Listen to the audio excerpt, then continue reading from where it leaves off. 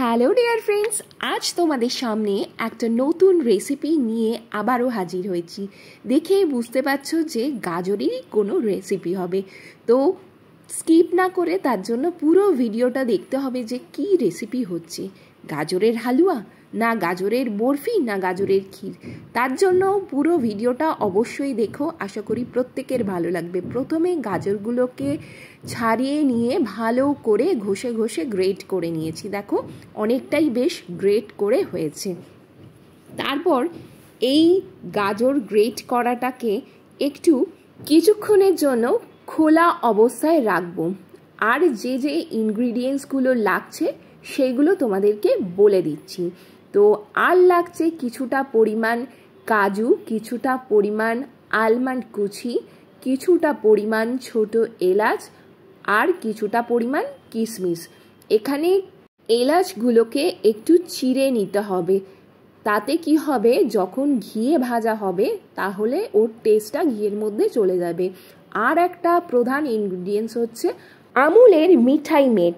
এটা দিলে আর কোনো চিনি ইউজ করতে হবে না, তোমরা চাইলে পরিমাণটা বুঝে দেবে। তারপর আমি একটা কড়া বসিয়ে নিয়েছি। কড়াতে পরিমাণ মতো ঘি দিতে হবে।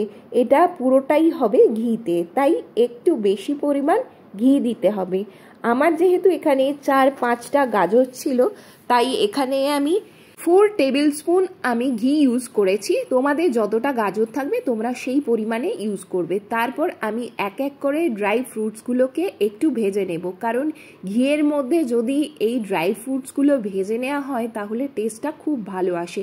যখন দেখব কিশমিশগুলো ফুলে উঠেছে, তারপর আমি গাজরটা দিয়ে ভালো করে কষিয়ে নেব একটু লাল হওয়া পর্যন্ত। কারণ গাজরটা যদি একটু লালচে না হয় তাহলে গাজরের যে নিজস্ব একটা গন্ধ আছে সেটা বেরোতে পারে।